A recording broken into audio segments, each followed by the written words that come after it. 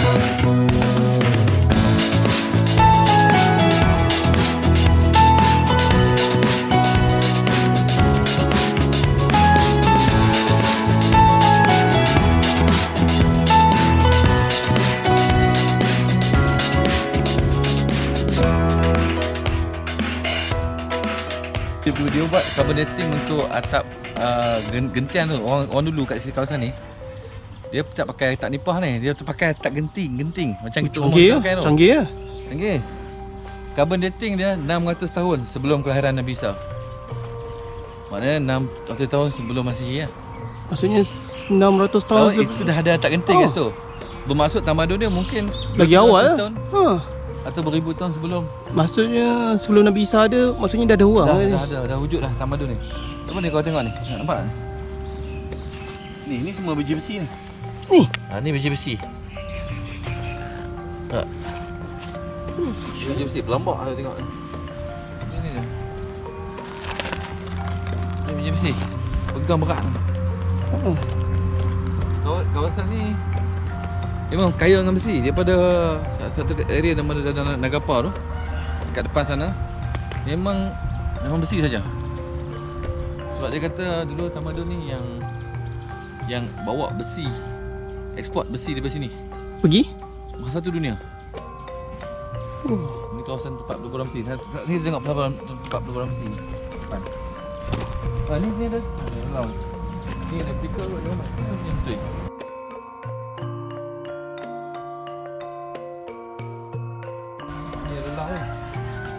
Ni untuk dia lebur besi lah. Lebur besi dalam ni. Tapi macam mana dia orang tahu, macam mana kan dulu boleh tahu kat sini banyak besi ya? Dia ada apa-apa teknologi ke? Jumpa je dalam besi. Nak tahu macam mana? Ni. Bukan. Pegang je besi. Memang tahu lah. Maksudnya dia terdampar macam memang dia. Oh, tak payah korek lah? Tak payah korek. Ni dah tak ada. Dah bawah ni lah besi.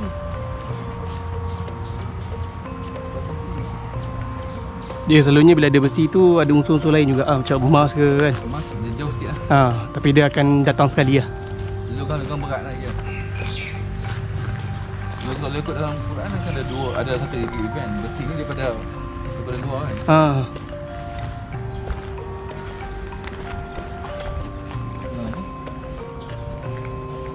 Semua besi.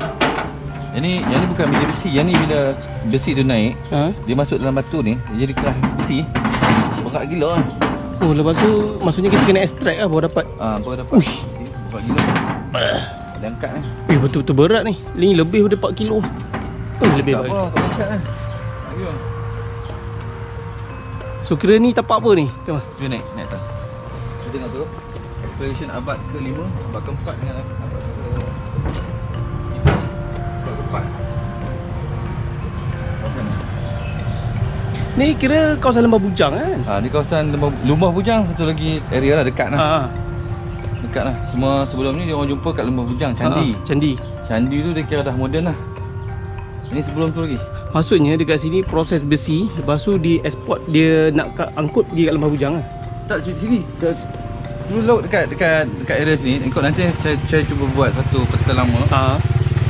Sekejap lagi kita akan pergi tengok Pangkalan Kakap, Pangkalan Bujang, Pangkalan Satu, Pangkalan Batu, Lombok. Pangkalan tu semua tu kawasan pantai lama.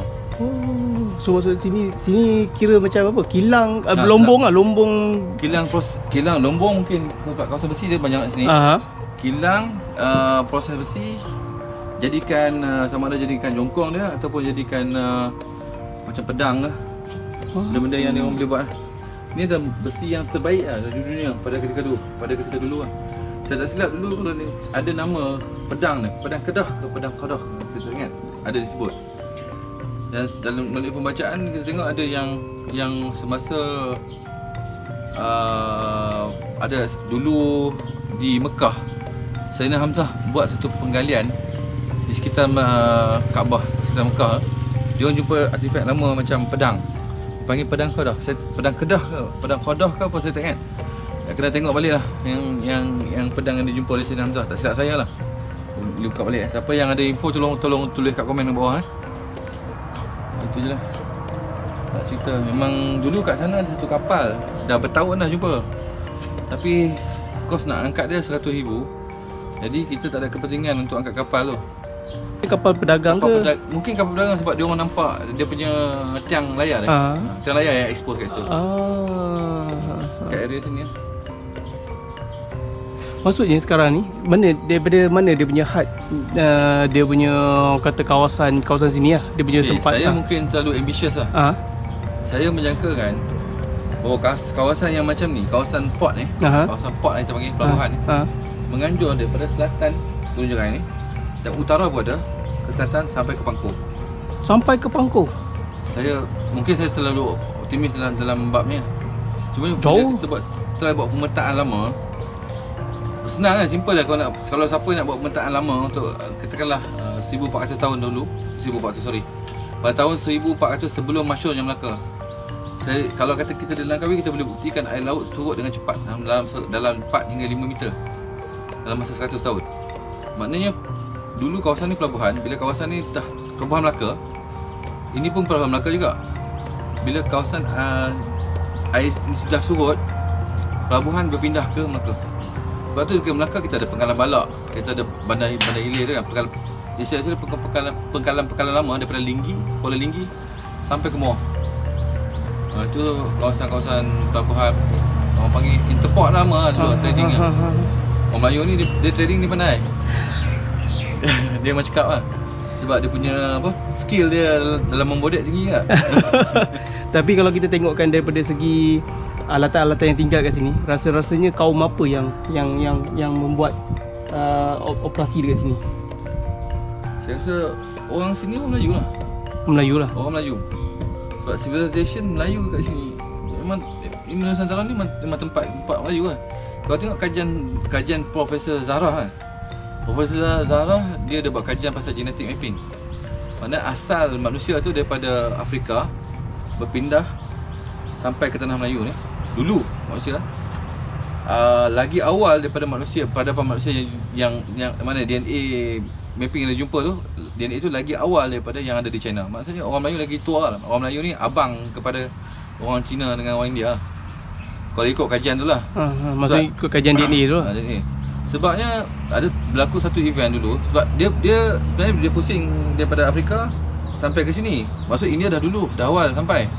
Tapi berlaku letupan gunung berapi di Danau Toba tu, menyebabkan angin bertolak ke India. Population di India pupus. Time tu dah tak, dia orang tak jumpa kesinambungan orang kat situ lah. Dia macam Pompei cerita sikit lah. Dia bawa ke sana. Lepas tu di Tanah Melayu ni masih lagi Allah preserve lah. Maknanya ada lagi itu mapping. Dia kalau ikut DNA yang awal dijumpai oleh Prof Zahra, DNA Melayu ni semuanya ada DNA Semang. Dan kaum Semang. Dan dulu kalau tengok cerita orang dulu pun dia kata orang Melayu ni ada dua, satu orang Melayu darat, satu orang Melayu laut. Orang Melayu darat hidup dia di bukit-bukit lah. Bukit-bukit. Orang Melayu laut ni lebih moden lah, hidup dia terbuka kepada kepada pembaharuan. Macam kita ni kira orang Melayu darat lah. Orang Melayu laut, sorry. Laut lah. Macam kita satu video lagi yang kita tak sempat lah. Kita akan ada temu bual dengan orang Melayu darat nanti. Okey. Tapi jalan cerita dia sama kan? Jalan cerita dia sama. Mana ada kesinambungan lah. Maksudnya cerita tu bukan di sebelah pihak kita saja kan? Yalah. Ini Toba ni memang besar. Memang besar. Nanti kalau saya dapat siapkan peta tu, insya-Allah kita tengok. Kawasan apa? Satanggung Jerai. Maksudnya dulu dekat sini kawasan ni kira masyhur lah. Oh, masyhur. Satu dunia datang sini.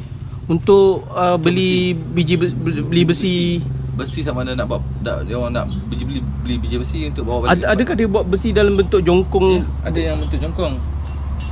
Oh. Ada yang bentuk jongkong dia bawa balik dan dileburkan balik di sana. Sebab saya ingat tak silap saya di Perancis pun ada juga civilization berasaskan besi. Dulu. Macam mana tempat ni boleh mula-mula ditemui oleh pengkaji sejarah? Okey, sebenarnya kawasan ni dulu ni adalah kawasan saya punya projek last year dekat UM dulu lah. Saya buat anomaly magnetic untuk kajian batuan dasar di bawah permukaan bumi. Sebab kawasan ni memang terkenal dengan kekuatan medan magnet dia. Okey.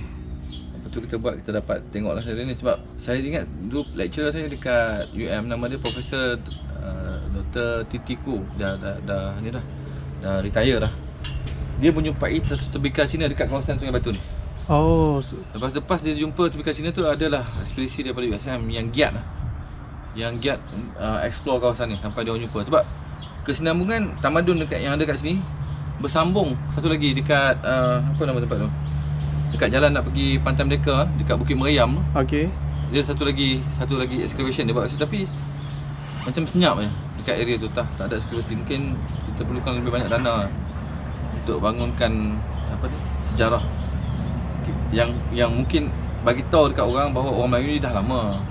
Orang Melayu ni dah lama dan hidup lebih lama daripada tamadun yang kita tahu lah, India dengan China.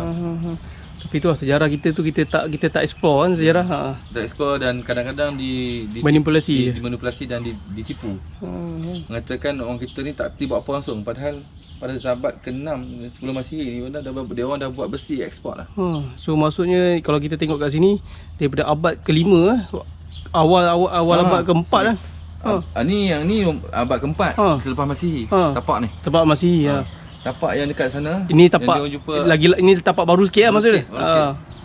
Dekat sana, dekat sebelah jalan tu, dia orang jumpa atap genting. Yang buat carbonated atap time tu dah atap genting dah.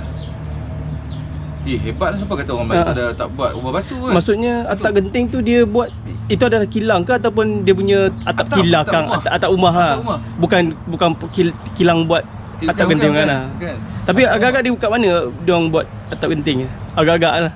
Ataupun dia buat sendiri ke atau kalau kita nak tengok atap genting ni tak susah nak buat. Kita dah ada relau. Dia orang teknologi relau dah ada. Cuma maksudnya dia perlu bakar ya. Bakar liat tu. Jadikan genting ni buat.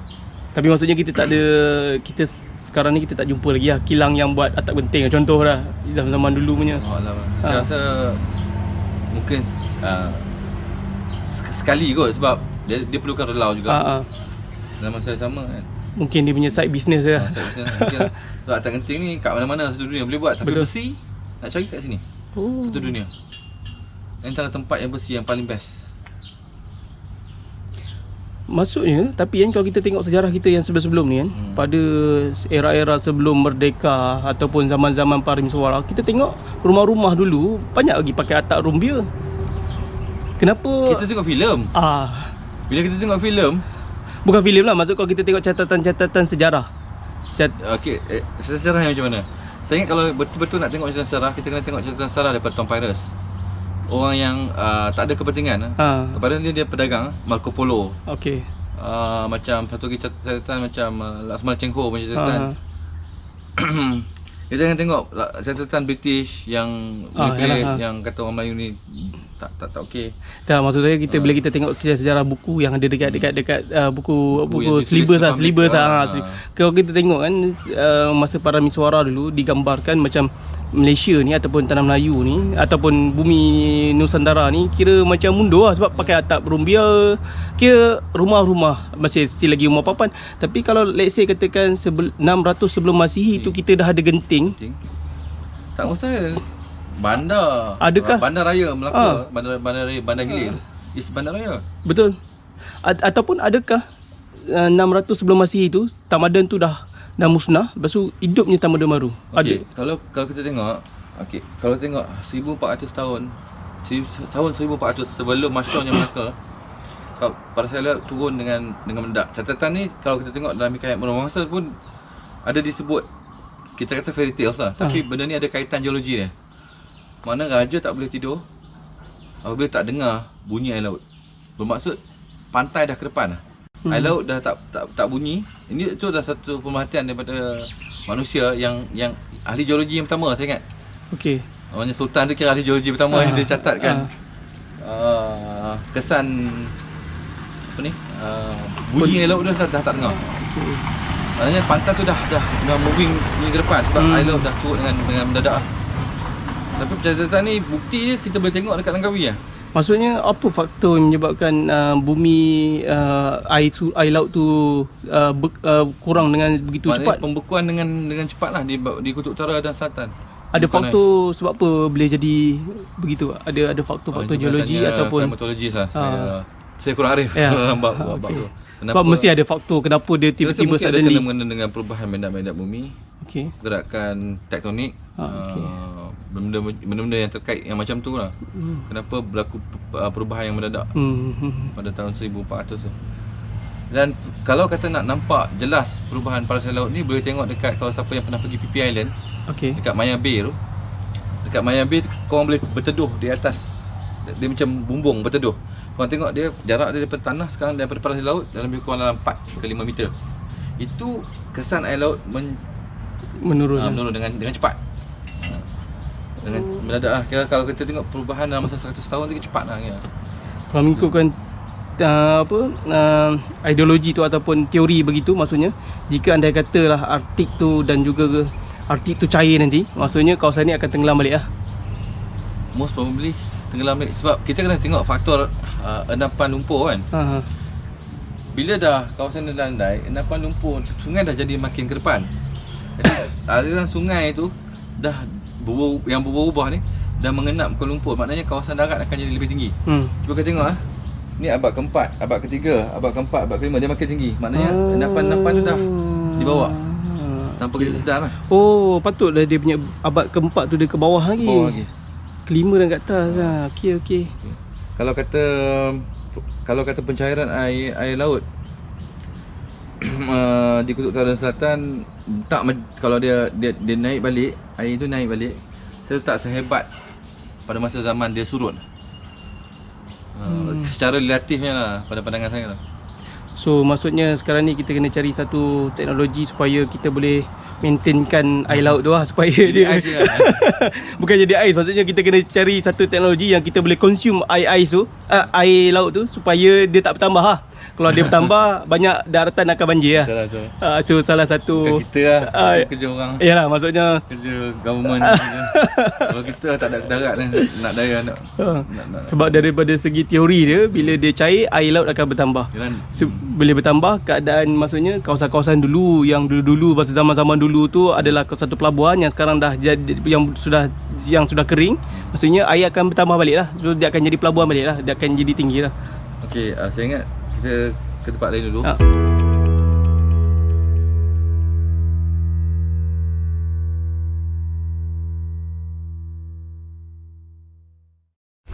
So kita akan membuat tinjauan di sekeliling kawasan eksplorasi ni. Kenderaan pelawat. Kita jalan kaki, jaga kenderaan. Oh, okey. Tak baca kenderaan pelawat ni. Tapi kan, maksudnya tanah ni milik siapa lah? Sebab tengok dia tanam pokok kelapa sawit ni. Tanah ni dulu ada milik persendirian lah. Tapi dah dibeli untuk kajian. Oh, kajian maksudnya pihak universiti lah beli ke ataupun kerajaan? Kerajaan negeri beli lah. Kerajaan negeri beli. Tak tahu kerajaan negeri masa zaman Mukhlis sebelum dia second part yang tapi kan kalau kita tengok dia punya kedalaman yang dia korek tu dengan permukaan tanah ni tak dalam. Maksudnya masa dia orang nak buat excavation dulu untuk tanam ni kelapa sawit ni untuk meratakan, mesti dia orang dah jumpa. Sebab kalau saya anggaran saya tak sampai pun 5 meter dia korek ke dalam tu. Tak sampai. Belum boleh kumikan jasad ni. So maksudnya masa dia orang buat excavation meratakan tanah ke ataupun korek untuk tanam kelapa sawit ni, dia mesti ada jumpa. Dia mesti ada jumpa artifak, tetapi mungkin tidak direkodkan.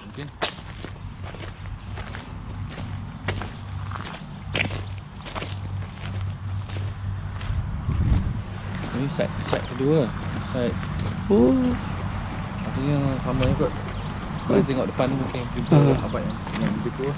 Tetapi saya rasa kecewa kan sebab ini adalah satu tempat orang kata yang sejarah yang penting untuk tanah Melayu ataupun Malaysia. Tapi keadaan tapak sejarah tu seperti kita tidak menghargai dia. Saya rasa macam banyak dah pihak-pihak yang terlibat, macam pemerintah cuba untuk dapatkan dana untuk bangun kawasan ni. Tapi macam mungkin ada tangan-tangan gaib yang menghalang untuk menaikkan sejarah. Sejarah orang Melayu, dia akan menaikkan diri orang Melayu. Betul. Okey. Ni saya saja ambil ni. Ni jenis batuan ni, mineral. Nama dia muscovite. Digunakan untuk ni muscovite. Dia macam kita buat Tapi dia bawa ni, saya dibawa ke sini dengan batu yang granite ni. Tapi banyak Banyak. Ya. Banyak. Ni orang guna untuk metalik, cat metalik. Ni mineral.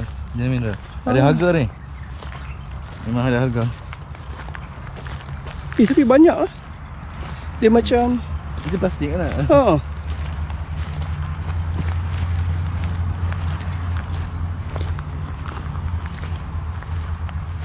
Okay, ni adalah tapak excavation juga. Tak ditulis. Tapi dia tak ada labeling kita pun tak tahu. Dia tanda sebagai tapak 58@2F. Kalau kita tengok kedalaman yang dia korek tu tak dalam pun. Kau tengok macam bentuk-bentuk silinder ni, satu artifak. Oh, yang bentuk-bentuk silinder ni. Saya tak tahu apa dia. Mungkin laluan apa? Angin ataupun sebagainya untuk relau. Yang mana yang petak-petak ni? Tak, bukan. Oh, yang silinder bulat tu. Wish, dia macam buat macam tube macam tu. Siapa yang buat benda ni? Lama kan? Betul, banyak Dia macam proses yang sama untuk buat atap genting kan? Tube ni buat yang silinder tu daripada tembikar. Tanah. So siapa kata kita tak maju? Maksudnya tanah Melayu ni tak boleh nak claim lah katakan pendatang daripada mana-mana untuk memajukan dia. Tanah Melayu ni memang dah maju sedia ada lah. Sebab tu ramai orang datang ke sini. Kalau ini bukan tempat yang masyhur, orang tak akan datang. Pertemuan antara timur dan barat. So kita tengok. Ini dia buat petak-petak ni, dia mapping lah. Mapping lah. So dia buat dulu yang petak pertama, petak kedua. Ni untuk buat excavation. So nanti seorang student ambil satu petak ni. Mungkin. Dia tandakan kawasan dia lah. So kalau kita tengok ini adalah tunggul kelapa sawit. dan juga kedalaman punya permulaan tapak tu. So dengan ini saya amat berkeyakinan tinggi lah. Masa mereka membuat excavation untuk meratakan tanah permulaan untuk menanam kelapa sawit ni, mereka dah jumpa pelbagai artifak lah. Tetapi ianya tidak direkodkan ataupun tidak dilaporkan kepada ni lah, kepada pihak berkuasa.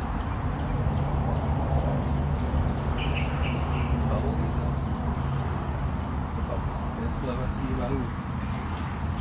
Tapi masih tak tak banyak petak yang tak banyak benda yang dijumpa. Mungkin terlalu dekat. Kita ada teknologi tertentu yang kita apply kat sini untuk kita mengesan tapak tu ada apa-apa dalam dia, the pond.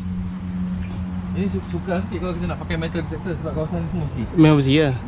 Ni besi kan? Oh, dia terdampar.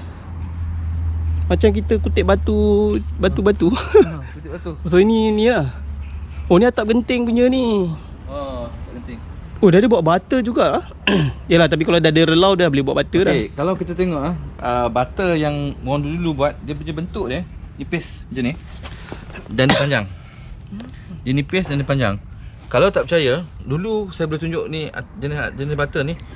Sebelum dia orang pindah dia orang ganti butter di Masjid Penggalan Kakap. Nanti kita akan pergi. Dia pakai butter ni.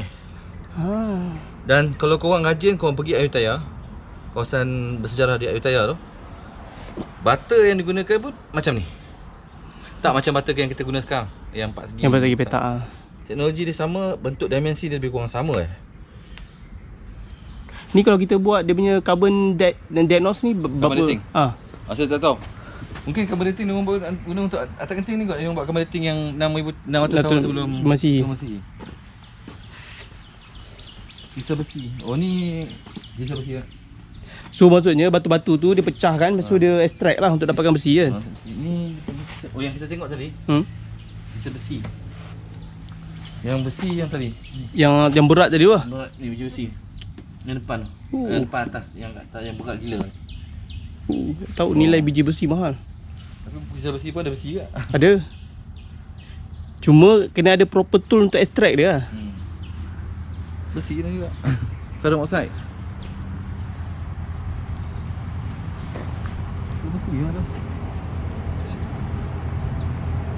Yang tu apa? Yang Tak tahu. macam Dia tengok. dia macam ni pula, macam apa serang anak-anak. Kan? Tak, tapi bakar pun ni kot mungkin. Oh ni Dia orang buat replika kot. Replika untuk lausi. Betul lah. Ni biji besi kat atas ni. Dia orang cuba biawak. Dia orang cuba untuk ni, untuk hasilkan besi. Ni type besi ni. Besi juga. Besi ke? Dia type besi. Bukan ke besi juga tak tahu. Allah. Ni batu.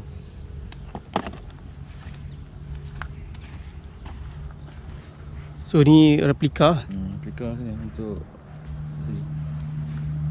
ni yang kita nampak banyak-banyak ni. Betul tak ni? Selaluan angin kot dia buat. Yalah. Angin. Untuk buat relau tu kan.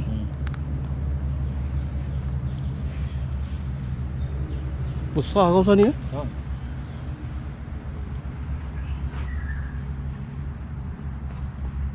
Tu macam dia buat sampel tu yang apa tu, silinder tu. Buat hasilkan balik kot. Try buat balik kot.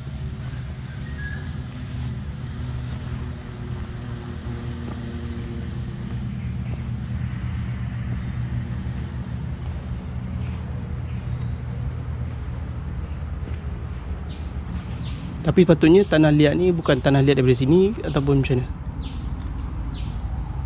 Dari sini. Daripada sini lah.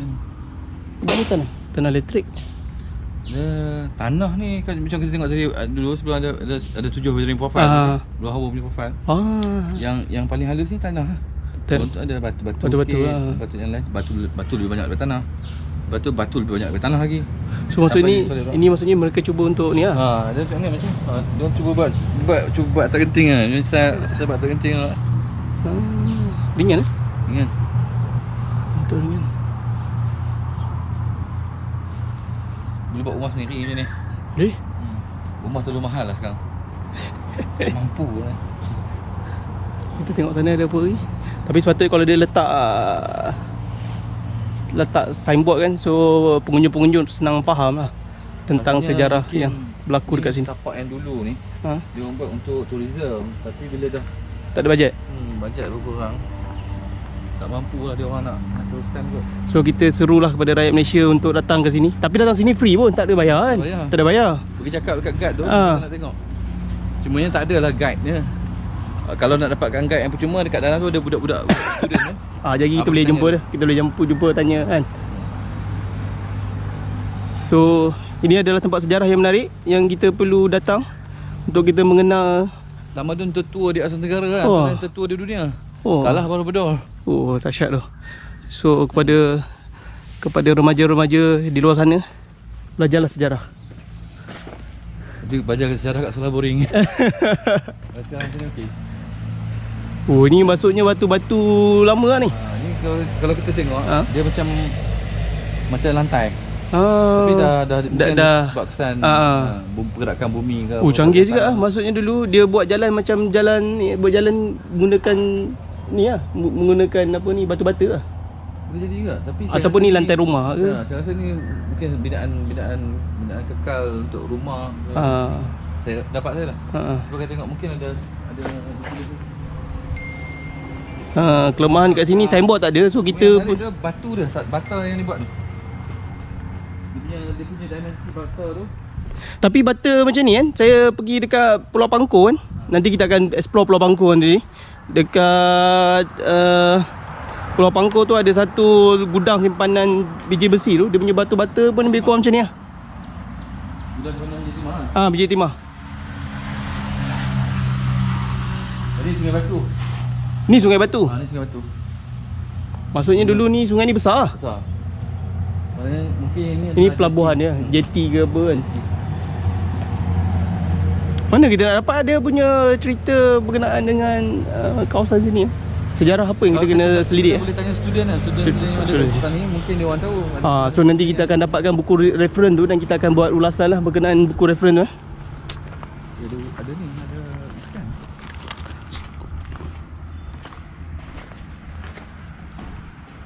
So ini adalah lautan bersejarah yang amat-amat bersejarah bagi saya.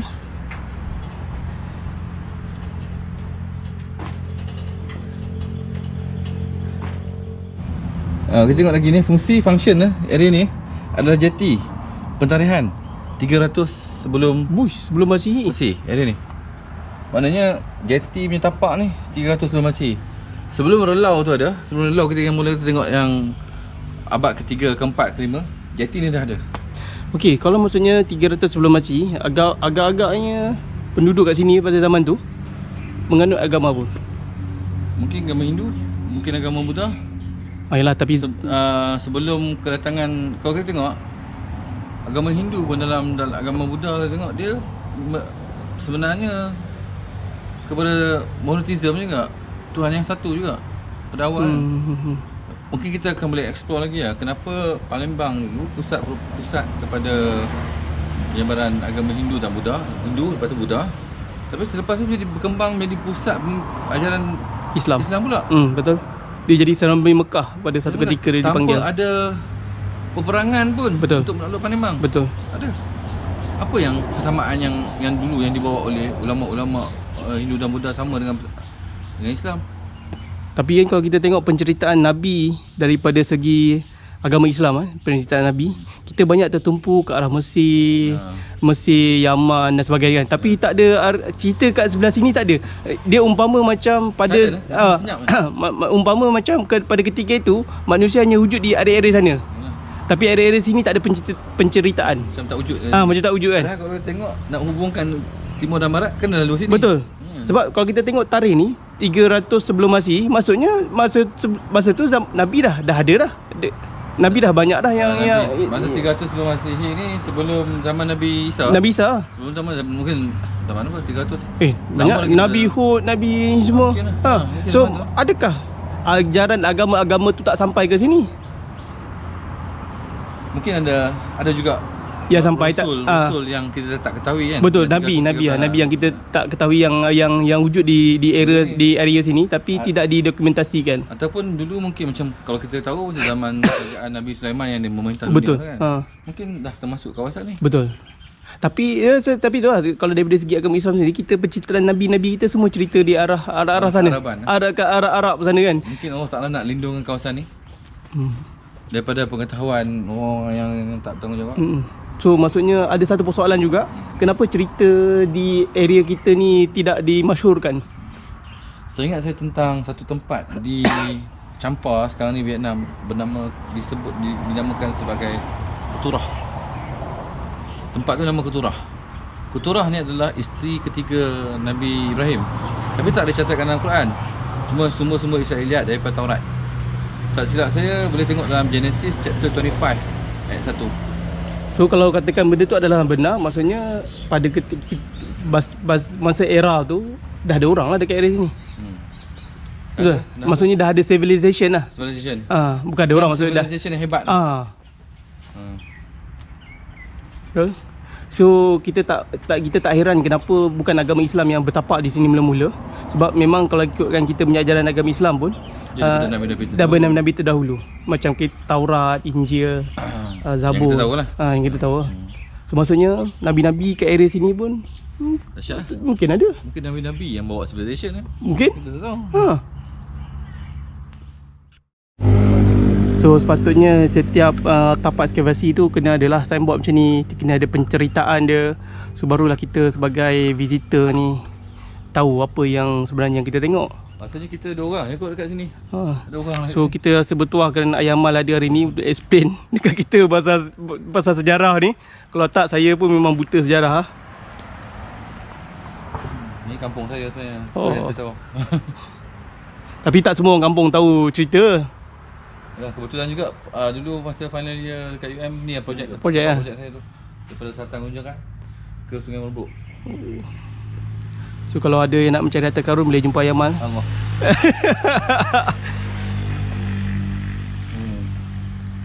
Kalau kita tengok tunggul kelapa sawit tu dengan ni tak jauh pun. Maksudnya masa dia korek dia memang dah jumpa batu dah. Dia dah jumpa batu dah masa dia korek ni. Maksudnya batu-bata semua ni dia dah jumpa dah. Tanah ni sebelum dibeli adalah milik persendirian tu. Maksudnya syarikat ke individu atau macam ni? Individu. Oh. Salah satu syarikat apa? Bukan syarikat besar. Allah. Syarikat ni saya rasa mungkin adalah sebab mungkin syarikat besar sebab dulu saya tak nampak kelapa masa kecil-kecil tu. Saya tak nampak kelapa sawit ni, saya nampak getah. Memang banyak getah, mungkin dia orang dah start jumpa masa taman getah tu dah jumpa macam-macam kan. Jumpa dah. Lepas tu kita di momok kan. Dimomok kan dengan tempat-tempat lain lah macam dekat Candi Putu Pahat tu di Merbuk, kawasan Merbuk tu. Yang tu lebih recent, lebih baru lah.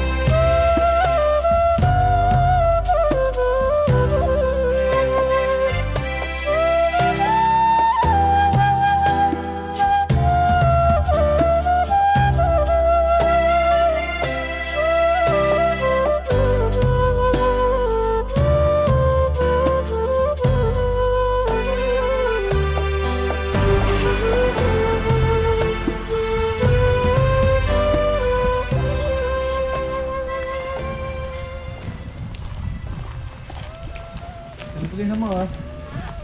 Boleh lah sana, boleh. So kalau nak beli buku sejarah boleh beli dengan akak ni. Dia bagi diskaun 50% ni bagi. Dan kalau kena layar kan. Dapat free, kalau pandai ke dapat free. Oh ni jeti. Ni tapak jeti juga. Tadi kita nampak jeti kat sana kan. Ha. Ni pun jeti juga. Oh panjang jeti dia besar eh. Bukan besar, dia banyak. Banyak. Jeti. Yang best ni jeti dia dekat batu. Dia? Jeti dia batu. Uish. Canggih, bukan kayu ah. Bukan kayu. Dia dapat jeti. Maknanya selepas tu laut lah. Oh yang dekat pokok-pokok hutan mutat tu laut lah tu. Dia tengok tapak kapal lah. Tapak kapal ni. Ha? Kapal yang ni pun di belakang kawasan Duka. Oh. Ini maksudnya jeti untuk turunkan Apa? Besi, besi ni ah. Sebab dia besi, lelah besi kat situ. Ha.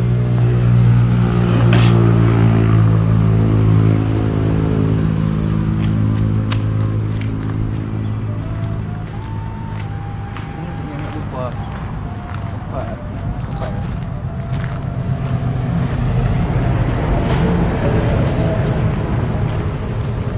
So kemudahan asas kat sini ada untuk solat, toilet ada. So kepada pelawat-pelawat boleh datang melawat dengan tenang lah dekat sini. Tempat dia bersih, cuma tak ada orang. Tempat yang cantik.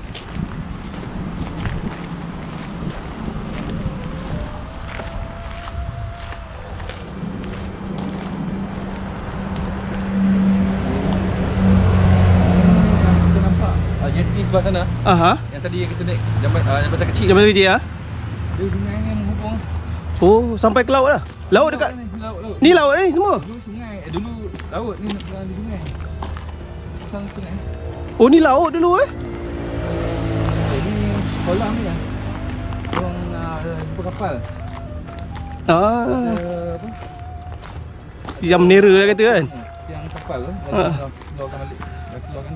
Maksudnya kapal ni tak pasti lagi kan. Kapal ni kapal apa tak pasti lah. Macam mana boleh terjumpa kapal ni eh? Oh, ada orang kawasan layar kapal tu. Oh, Jadi dia bukan tumpu kayu. Dia adalah layar kapal. layar kapal. Dekat dalam kolam ni lah maksud dia?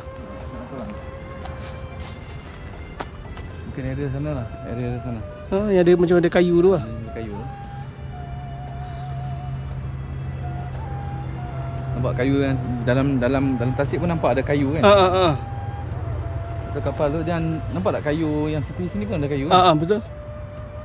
Macam kapal lah. Ah. Bentuk kapal. Betul. Kena datang pun nampak. Kalau kau tengok dalam video tak nampak. Kena fly drone lah kat sini. Drone ada. Dia fly kat tunjuk bawah tengok. Tapi aku tak ada bateri dalam dia. Oh tu ada pump tu mungkin dia dah cuba untuk naik lah. Sebab dia ada mata air ni. Kawasan ni. So tak boleh dia orang tak boleh nak keringkan air ni. Sebab ni laut kan. Tak. Mestilah ada mata air.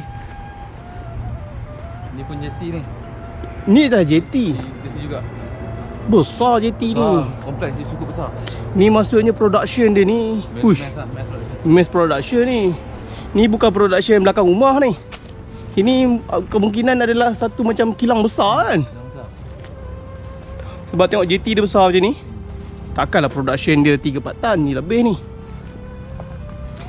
So tak mustahil lah dulu tanah Melayu ni dipanggil savana bumi.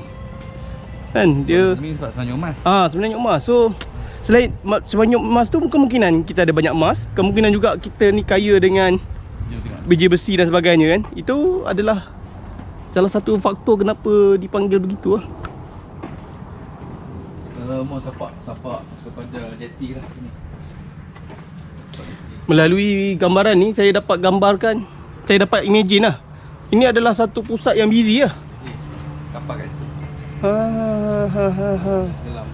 Oh maksudnya ini tapak ni adalah dia punya jeti lah. Yang best tapak dia batu. Betul? Gila civilized. Orang dulu 788 tahun sebelum Masihi. Mungkin lagi tu. Mungkin lagi awal lagi pada tu kan. Lagi awal pada tu. Sebab yang penemuan terbaru yang paling batu yang mereka terjumpa ada berusia 780 tahun sebelum Masihi. Penemuan terbaru lah. Luas tapak ni. Was. Padang Pusar lah dia besar ni. Besar. Ini satu tempat, satu padang besar. Belah sana lagi. Saya rasa ini satu jeti yang panjang sampai ke sana. Kan? Dia relau kita jumpa sana kan?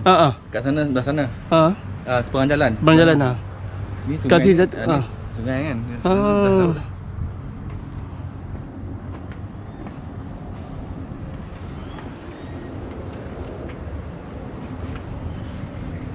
Dan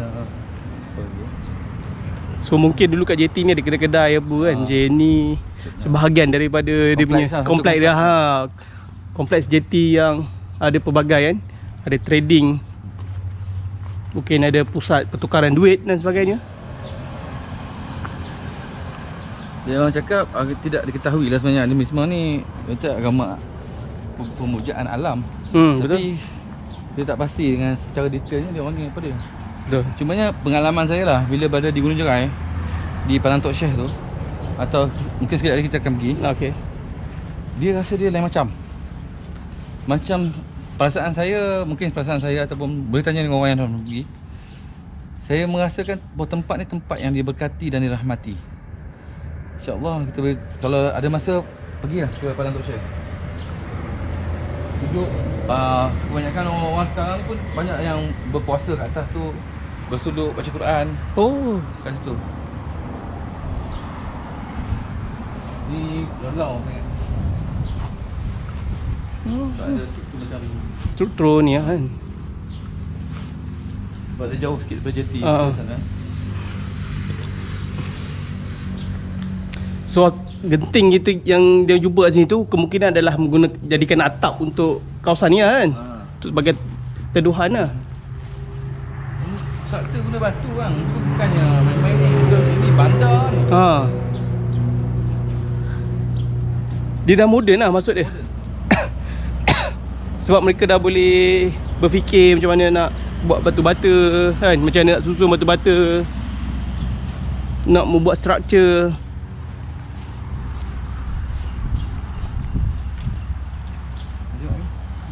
Kita kat mana? Dekat bahagian sini. Di sini. Ni ada tapak eksplorasi, seorang paya, seorang peruang pondok bawah. Tak ada apa-apa yang berkaitan dengan ni. Pentarihan, kawasan ni pentarihan 487 sebelum Mesir. Sebelum masih ya. Function pusat pentadbiran pelabuhan. Ni office ke? Office.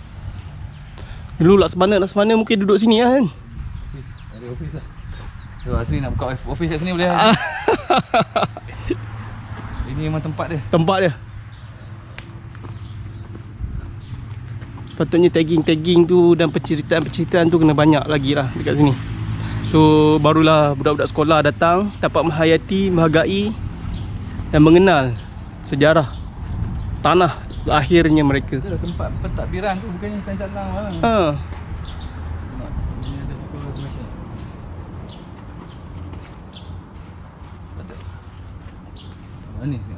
Ni apa dia? Oh ni besar ni. Siap ada macam pentadbiran juga. Ini office lagi. Office lagi ya. Office port manager 487 masih. Besar ni.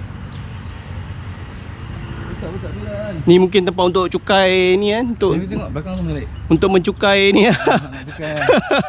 Tempat custom lah mungkin. Maksud dia ada pusat pentadbiran, bermakna ada pemerintahan. Betul. Dia dah ada undang-undang. Ada undang-undang. Sebelum Masihi tu. Sayangnya saya pergi ke DPP baru ni. Saya nak dapatkan satu buku undang-undang Kedah. Tapi dah tak dicetak dan tak ada dah. Oh, benda tu dah stop production Dia manuskrip lama daripada dia orang ambil daripada Museum British tu. Dia bawa balik Malaysia, dia translate kepada Rumi, tulisan Rumi, dan boleh dibaca. Tapi kenapa dibentikan pencetakan tu? Itu lagi satu benda. Korang tak percaya, kau pergilah sendiri, dapatkan sini undang-undang Kedah. Okey, kalau ada korang yang ada undang-undang Kedah ni, sila ni lah. Sila maklum lah. orang kalau boleh betul kita orang kalau boleh betul state memang menarik lah. Memang kita nak simpan satu. Sini jadikan dia punya pelabuhan dia. Kat mana dia punya penginapan dia? Tempat kediaman dia? Tapi mungkin belah-belah belakang kan? Kawasan pentadbiran. Mungkin belah-belah belakang ni. Mesti ada penginapan ke kan. Mesti ada rumah-rumah kan. So far tak jumpa lagi ke tahu macam mana? Dia orang dah jumpa tu, jumpa atas genting semua rumah-rumah tu. Dia memang satu orang cakap apa ni? Satu pusat pemerintahan bandar raya. Bandar raya yang besar. Yang besar kan. So tak heran lah kalau ada pedagang-pedagang daripada pelbagai benua datang lah. Kita jumpa relau kat sana. Relau sini besar, sebelah sana jalan. Ini dah. Ini pusat pentadbiran ni. Daripada Penang Port. Ini pusat pentadbiran dia kan. Kawasan ni. So, kalau kita boleh agak satu kapal tu berapa besar dia? Satu kapal yang macam kita buat, yang kita bayangkan tadi lah. Mungkin sebesar Tasik tadi. Besar. Sebab kalau kita dapat agak dia punya saiz kapal tu, so kita dapat tahulah pelabuhan sini dalam dia berapa kan. And then berapa kapasiti kapal tu. Okay, dalam dia saya boleh beritahu lah. Dia dalam 4 meter ke bawah. 4 meter ke bawah? Maksud dalam kapal tu? Kapal tu tenggelam? Kedalaman laut ni? Dalam laut yang selepas ni. Dalam 4 meter ke bawah. Dalam ke? Kapal-kapal besar memang boleh berabur. Kapal besar boleh berabur lah.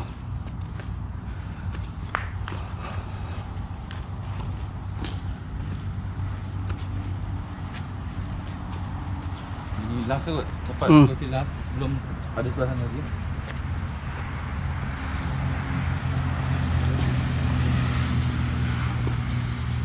Apa tempat ni? Apa tempat ni? Tadi ada pentadbiran, ni confirm pentadbiran juga. Pentadbiran memang besar gila. Sampai depan sana sampai belakang pentadbiran. Ini adalah betul. Pentadbiran lagi bang. Ini betul pentadbiran. Sama tak 487 masih juga.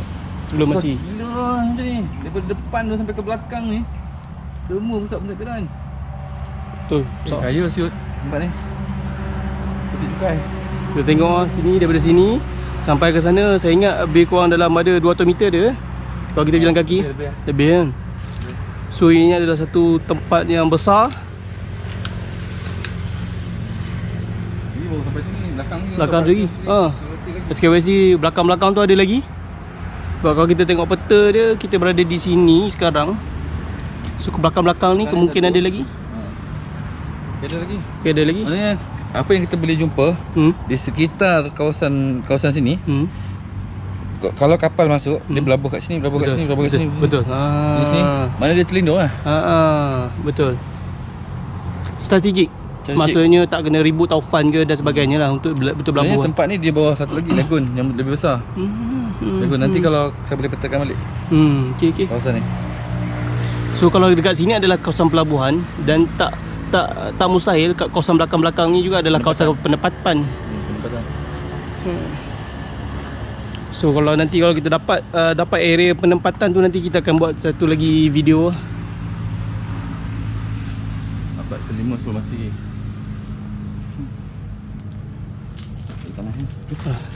Okay, so dekat sini je kita punya lawatan kita di Sungai Batu. Dan nanti kita akan membuat ekspedisi pergi ke Gunung Jerai untuk kita melihat makam tapak sejarah lah. Di mana dulu ulama ini panggil ulama besar bernama Abdullah Kumairi yang dikatakan mengislamkan Sultan Muzaffar tadilah. Okay. Maharaja Derbal Raja. Okey. Dalam hikayat Menurut Mangsa adalah sebut nama ni. Okey. So nanti kita akan pergi ke Gunung Jerai dan kita akan cuba mengupas isu-isu yang berada di sana.